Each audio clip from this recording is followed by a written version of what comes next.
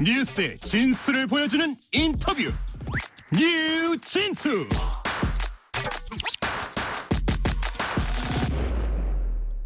대중음악가이자 문화기획자, 소극장 학전 대표를 역임했던 고 김민기 씨 장례 절차가 오늘 발인을 끝으로 마무리됐습니다.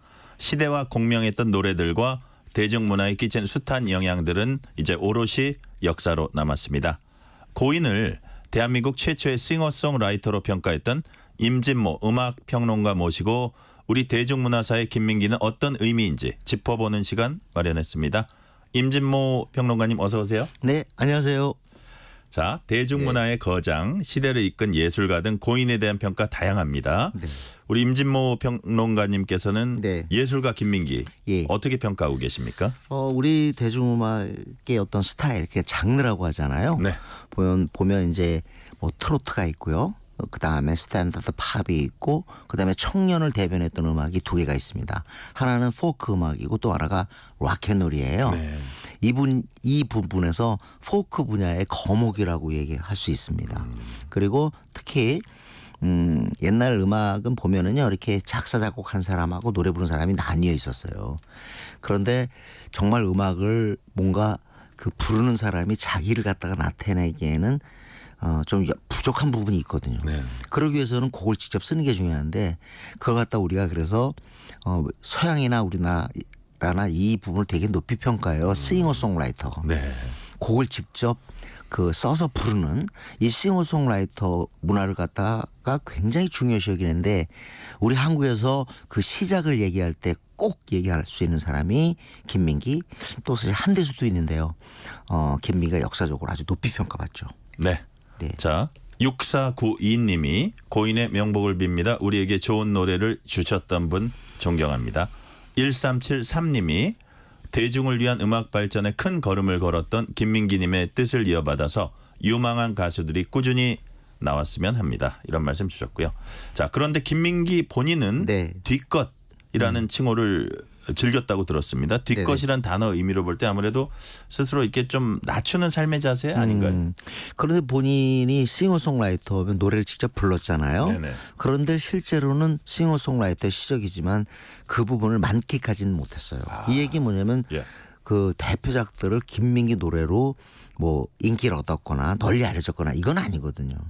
그래서 작곡자 개념으로 조금은 후반부 가서는 바뀌었어요. 네. 이 얘기는 결국 뭐냐면 스포트라이트를 받은 건 아닌 거죠. 그리고 본인의 노래, 내가 설사 작곡을 했더라도 이미 이건 내 것이 아니라 대중의 것, 소비자의 것, 이런 생각을 했을 겁니다. 그래서 뒷것이라고 얘기를 한 거겠죠. 아, 그렇군요. 네네네. 뭐 예를 들어서 아침 이슬 같은 경우도 네. 양희은 씨가 나 좀 달라 그래가지고 네네네. 사실 우리들은 양희은의 목소리에 더 익숙하잖아요. 예. 달라 그런 게 아니라 뭐 그 악보 적어놓은 걸 구겨서 버렸는데 그거를 그렇게 된 양희은 씨가 건가요? 주워서 보니까 너무 괜찮단 말이죠. 그래서 내가 부르겠다. 그렇게 된 거군요. 이렇게 된 겁니다. 네. 자, 아침 이슬 얘기는 조금 이따 저희가 또 하고요. 예. 자, 본격적으로 이제 고인의 음악 세계 짚어보겠습니다. 네. 제작진이 임 평론가님께 네. 어떤 노래 듣고 그 의미 짚어볼까요? 라고 이제 여쭸는데 네. 바로 이 노래를 첫 번째로 꼽으셨습니다. 일단 잠시 듣고 얘기 이어가겠습니다. 긴 밤시 새우고 불림마다 맺힌 진주보다 더 고운 아침 이슬처럼 내 맘의 서름이 알알이 맺힐 때 아침 동산에 올라 작은 미소를 배운다. 태양은 묘지 위에 붉게 떠오르고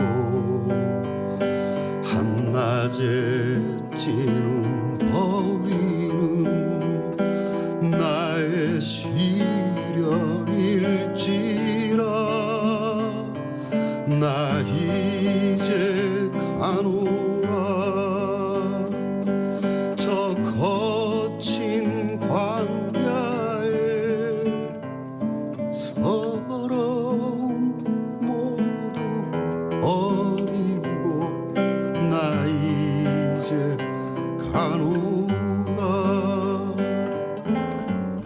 노래 아침 이슬 들었습니다. 1971년 발표됐던 고인의 유일한 정규 앨범에 실렸던 곡입니다. 고 김민기 씨 음악 세계 설명을 위해서 이 노래를 네. 첫 번째 순서로 꼽으신 이유 뭡니까? 뭐 가장 널리 알려진 김민기의 곡이고요. 네. 물론 이 곡은 지금 현재 들으신 김민기의 곡보다는 양희은의 노래로 우리가 더 익숙하고 더 히트가 됐죠. 네네. 그런데 어떻게 보면 김민기 음악 세계를 압축하는 노래라고 볼 수 있고요. 네. 이 당시까지 어떻게 보면 이렇게 시대를 응시하는 노래 그리고 그 시대를 바라보는 한 청년의 어떤 자세 같은 걸 담은 곡들이 없었어요. 그런 점에서 상당히 기념비적인 곡이라고 할 수 있거든요. 그래서 역사에서도 높은 위치를 점하고 있고 2021년이 김민기의 이 아침 이슬 나온 지 50년이 된 해예요. 아, 그래서 그렇군요. 21년에 50주년 헌정 앨범이 71년이니까 예. 그런 헌정 앨범 50주년 그 앨범이 나왔어요. 네네. 그만큼 이제 김민기 하면 거의 아침 이슬로 등식이 되는 거죠. 이퀄. 예. 예, 그렇습니다. 자, 8624님이 고인은 저와 동양이시군요. 여기서 또 고향이 나옵니다. 아침 이슬 가사 선율 음색에 심취하게 되니까 뭉클 울컥합니다. 이런 말씀해 주셨고요.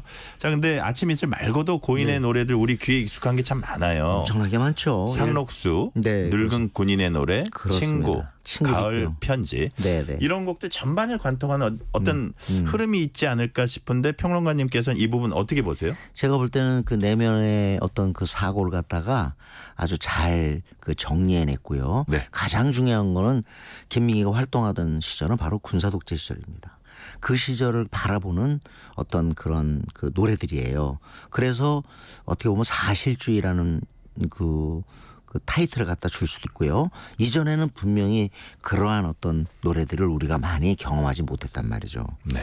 그렇기 때문에 청년의 어떤 올곧은 자기를 드러내는 어떤 그런 노래였기 때문에 역사적으로 높이 평가를 받는 겁니다. 서울로 가는 길, 뭐 작은 연못, 백구, 그다음에 뭐 거칠은 들판에 푸르른 솔잎처럼 이런 노래들은 사실 1960년대까지는 거의 우리가 그 들을 수 없었던 대중가요였어요. 네네. 네. 그러니까 여하튼 그 시대적인 배경 때문에 젊은 네. 세대에게 더 큰 공감을 일으켰다 뭐 그렇게 말씀하시는 거네요. 그래서 아까 그 저 시대와 공명을 일으켰다고 하는데 아주 좋은 네. 표현이고요. 그렇기 때문에 또 그 시대로부터 어떻게 보면 그 경계 대상이 되는 거죠. 네. 그래서 아주 많은 고초를 또 겪기도 했습니다. 검열이라든지. 네, 네. 자, 0184님이 임진모 선생님 반갑습니다. 질문이 있네요. 우리가 수박 겉핥기식으로 대충 알고 있는 고 김민기님을 평론가 입장에서 한마디로 정의해 주신다면 네. 김민기님은 어떤 네. 분이다? 아, 저는 한마디로요. 네. 인간이라고 표현하고 싶습니다. 인간. 네네. 네. 그러니까 어떻게 보면 인간이라는데 간자가 사이까지잖아요. 네. 어떻게 보면 진짜 본질과 관계를 갖다 놓고서 정말 고민한 그런 인물이고요. 또 사실은 음악적으로 활동을 못하다 보니까 충분히 못하다 보니까 네. 뮤지컬 그 창작 뮤지컬 쪽으로 그 제작으로 이렇게 전환한 느낌이 있어요. 네. 하여튼 저는 그 충실히 살고 있는 우리 인간 본연의 인간 그런 그 인물로 저는 평가하고 싶습니다. 네. 다른 가수들과 함께 작업한 노래들도 적지 않습니다. 네네. 임진모 평론가님께서 두 번째 곡으로 선정한 노래가 있습니다. 네. 자, 잠시 들어보겠습니다. 저 위를 좀봐 하늘을 나는 새 절조망 너머로 공지 끝을 따라 무지개 내 마음이 오는 길 새들은 마르게 냇물도 흐르게 불벌레 오가고 바람은 흐르고 맘도 흐르게 자총을 내려 두 손 마주 잡고 서 있는 녹슨 철조망을 걷어버려요. 자총을 내려 두 손 마주 잡고 힘없이 서 있는 녹슨 철조망을 걷어버려요.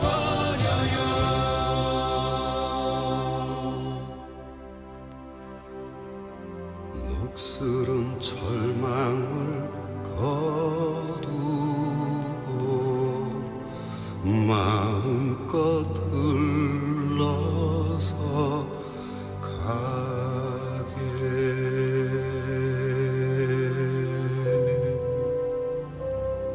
녹슨 철망을 거두고. 김민기 씨가 가수 장필순, 한동준과 함께 부른 철망 앞에서였습니다. 네, 네. 이 노래 어떤 사연 담겨 있기에 철망 앞에서 고르신 겁니까? 뭐 철망 앞에서 그 낡은 녹슨 그 철조망을 걷어버려요라는 네. 그 가사가 말해주듯이 어떻게 보면 김민기의 이 평화에 대한 어떤 의식을 갖다가 잘 표현한 그런 평화 곡입니다. 의식. 네네. 네네.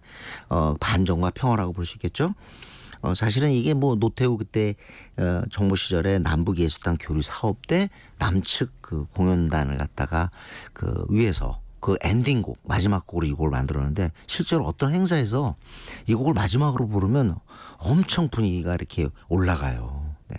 지금 그리고 특히 백업 보컬 장필순 그 한동준만 얘기하셨는데 윤용로 권혁진이라는 인물도 있거든요.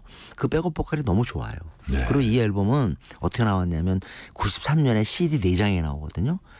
이때 왜 김민기가 그렇게 음반 안 내던 김민기 선생이 어떻게 4장을 낼 수 있을까 이렇게 생각했는데 알고 봤더니 학전 그 소극장 있잖아요. 그 소극장의 운영비를 대기 위해서 이 음반을 갖다 냈던 거예요. 그러면서 그 전에 그 본인이 썼던 곡, 그러니까 주로 다 남이 부른 곡들을 갖다가 다시 이 앨범을 통해서 완벽하게 수록할 수 있었죠. 네.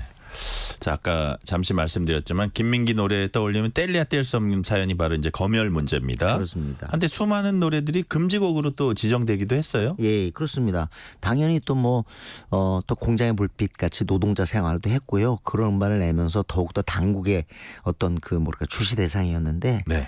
이때 당시에는 뭐 한마디로 이 군사 독재에 의한 그 뭐랄까요 젊음의 어떤 자유를 뭐 억압한다 그럴까요? 그래서 검열이 아주 중요했습니다. 그 뭐 타이틀은 물론 사전심이었지만 대표적으로 아침 이슬 같은 경우도 막 발표됐을 때는요 방송사에서 사실 건전가요상을 받았어요. 그런데 나중에 이게 금지곡으로 묶인단 말이죠. 아침 이슬이. 건전가요상을 받았다가 예, 나중에 금지곡으로 그렇습니다. 묶인다. 그러니 뭐 아침 이슬이라는 타이틀이 그랬는데 나중에 뭐 예를 들자면 늙은 군인의 노래라든가 그 또 상록소라든가 모든 노래들 좀 약간 사실주의 그런 것들을 표현한 노래들은 거의 다 금지됐죠. 자, 그런데 네네. 음반 사전 심의가 폐지됐을 당시 혹시 네. 그 김민기 씨와 별도로 나는 대화라든지 이런 거 네네. 있으면 좀 소개해 주세요. 대화보다는 그냥 저는 인사만 했고요. 네. 그때 당시에 이제 제가 한번 인터뷰를 그 도전했었는데 여러 가지 사정으로 그 인터뷰가 성사되지 못했어요. 네. 하여튼 근데 분명한 자기 신념을 갖고 있었지만 네. 그걸 드러내는 걸 좋아하는 분 아니었어요. 아까 말씀하신 것처럼 조금 T편에서 네. T컷으로서 활동을 했기 때문에 제가 볼 때는 그런 부분이 더욱더 많은 그 연극 또는 음악 관계자로부터 뭐라 그럴까요? 더 미안함 같은 것, 네, 것들 그런 마음을 갖다 자극하는 것 같습니다. 네. 자, 고인이 서울 대학로에 개관한 소극장 학전은 네. 올해 3월 폐관할 때까지 33년 동안 수많은 작품들을 올렸습니다. 최장수 뮤지컬, 네. 지하철 1호선은 물론이고 가수 김광석이 장기 공연했던 것도 바로 학전입니다. 학전이죠. 네. 고인이 만든 소극장 학전 어떤 의미로 평가하세요? 지금 말씀하신 것처럼요. 네. 일단은 창작 뮤지컬의 어떤 확립이랄까요? 그런 점에서 본인이 직접 제작한 지하철 1호선으로 유명하고 김광석이 여기서 천회 공연을 갖다 수립했어요. 천회. 예. 와. 그러니까 이제 더욱더 그러면서 학전이라는 게 유명해졌고요. 네네. 제가 볼 땐 노래든 또는 특히 연극 뮤지컬의 소극장 개념을 갖다가 예. 확립한 것이 바로 이 학전이 아닌가 생각이 들어요. 사실 최근에는 이제 소극장보다는 뮤지컬 같은 경우는 이제 대극장 쪽으로 바뀌었잖아요. 그러니까요. 그래서 이제 더욱더 이게 흥행이 문제가 되고 그래서 이제 결국 폐관이 됐습니다만 어떻게 보면 우리 국내의 어떤 이런 예술 있잖아요. 공연 예술이 이 정도까지 성장하는데 이 정도의 크기를 갖는데 김기의 역할이 매우 컸다고 볼 수 있습니다. 그러니까요. 그걸 장소로 표현한다면 학전 소극장이죠. 그러니까요. 그렇게 큰 기여를 했는데 예. 학전 그 자체는 결국 경영난에 시달리고 예. 또 이제 그 대표도 몸이 아프고 하다 보니까 올 3월에 이제 폐지는 우리 예. 대중문화 현실을 좀 보여주는 것 같아요. 근데 사실은 극장 하나 운영하기 어렵습니다. 그렇습니까? 아니 정말 사람들이 좋아하는 걸 하지 않고서는요 버틸 수가 없어요. 그래서 예를 들자면 뭐 창작 뮤지컬 좀 나름대로 어떤 뭔가 어떤 기획 의도를 갖고 시작해서는요 네. 좀 진정하다 그럴까요? 그런 작품을 가지고 우리나라에서 운영을 그런 어떤 극장 운영하기가 진짜 어렵거든요. 사실 많은 사람들이 지금도 소가리를 하고 있어요. 그래요. 이게 쉽지 않습니다. 이게 정책적인 측면에서도 고민해야 될 부분이라는 생각이 그렇습니다. 들고요. 네네. 자, 처음에 이제 학전이 대한문화공간으로 출발했는데 우리 대중문학에 이끈 수많은 스타들을 그렇습니다. 배출한 산실이 됐습니다. 네. 대표적으로 어떤 분들이 거쳐갔습니까? 근데 엄청나게 많지만 네. 일단은 설경구, 네. 황정민. 네. 네. 그리고 사실은 윤도현도 여기서 시작했어요. 네. 김광석도 시작했어요. 여기서. 사실은 연기를 했습니다. 김광석도 초반부에. 그리고 또 장현성 씨. 그래서 굉장히 많은 배우들이 여기를 거쳐갔고요. 황정민과 설경구 정도 이름만 갖고도 학전이 후대 영향력이 상당했구나. 스타의 산실이었죠. 등용문이었습니다. 그렇군요. 네네. 사실 이제 학전이 KBS와도 인연이 큽니다. 네네. KBS 심야 음악 프로그램의 본류도 이제 학전이었다고 볼 수 있거든요. 뭔 소리냐면 학전에서 공연을 본 PD가 이걸 그대로 TV 프로그램으로 만들고 싶다 해서 노영심의 작은 음악회가 이제 시작이 됐고 네. 그 프로그램이 이소라의 프로포즈, 그렇습니다. 윤도현의 네. 러브레터 쭉 발전됐고 이효리의 레드카펫이요 지금은 지코의 아티스트로 이제 이어졌다고 해요. 네네네. 결국 결과적으로 공중파 프로그램도 학전의 덕을 톡톡히 봤다. 이렇게 네. 볼 수 있네요. 그럼요. 저는 사실 노영심의 작은 음악회를 잊을 수가 없는데요. 네. 여기서 가장 중요한 개념은 작은이라는 개념이에요. 작은. 그러니까 이게 소극장이거든요. 네. 큰 극장 이런 게 아니라 작은 극장만이 갖는 그런 매력이 있어요. 그 매력을 갖다가 이거 TV로도 되겠는데 그게 구체화된 게 바로 노영심의 작은 음악회거든요. 그리고 그것이 이제 지금까지 이렇게 쭉 이어지는 거니까요. 지코의 디 아티스트까지 이어지는 거니까 학전이 공중파에도 또 방송에도 영향을 미쳤다고 볼 수 있죠. 네. 자, 많은 사람들이 여러 의미로 김민기를 1970년대와 80년대를 상징하는 인물로 이제 꼽는 경우가 이제 많은데요. 그런데 정작 본인은 네. 그런 거창한 타이틀을 이제 상당히 부담스러워했던 그런 스타일로 이제 알려졌습니다. 대중문학에서 그저 활동하는 인사로 비춰지기 이제 원한 것 같아요. 실제로 네네. 가까이서 지켜본 이런 모습은 어땠습니까? 아무래도 이제 이분이 그냥 단순히 그냥 대중의 인기를 먹고 사는 그야말로 인기인이었다면 아마 그런 간극은 없었을 거예요. 네네. 그런데 작품을 발표하고 시대와 충돌하면서 본인이 또 고초를 겪었잖아요. 그런 것이 온전한 활동으로 이어질 수가 없었겠죠. 그래서 이제 조금은 이렇게 뒤편으로 물러나 가지고 일반적인 면에서 엔터테이너 이런 개념과 어느 정도는 자신을 분리시킨 것 같아요. 네. 그래야만이 어떻게 보면 자기 존재감을 가질 수 있었던 거 아닐까요? 네. 그래서 그렇게 나서지 않았기 때문에 또 우리의 또 존경을 받는 부분도 저는 있었다고 봅니다. 네.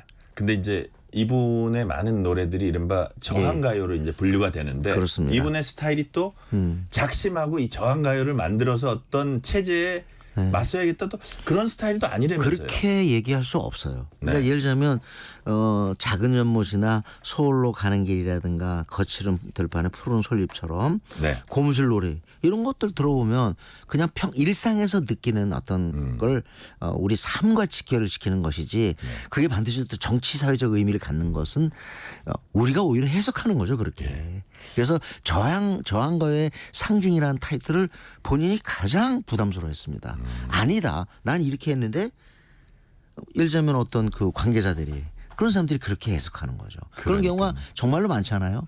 시작은 그냥 사랑 노래였는데 어떻게 보면 갑자기 그냥 시대를 대변하는 어떤 저항가요가 되는 수가 그러니까요. 있습니다. 해석에 따라서. 그렇습니다. 자, 이 시대를 울린 노래와 대중문화에 끼친 지대한 영향과 별도로 네. 고인의 이제 선행이 재조명받고 있어요. 실제 네. 가난한 아이들 위한 신정 야학 설립이나 최초의 공공 보육 시설인 해송 유아원 건립 기금 마련에도 앞장섰다고 해요. 제가 볼 때 이 가장 부분은 어떻게 이걸 평가해 줘야 예. 된다고 아, 생각하는데 진짜로요? 제가 볼 때 그 우리가 흔히 저항가요 있잖아요. 네. 이것도 제가 볼 때는 시대를 위한 선행이 시작이었을 겁니다. 아, 내가 그렇습니까? 좋은 일을 하겠다.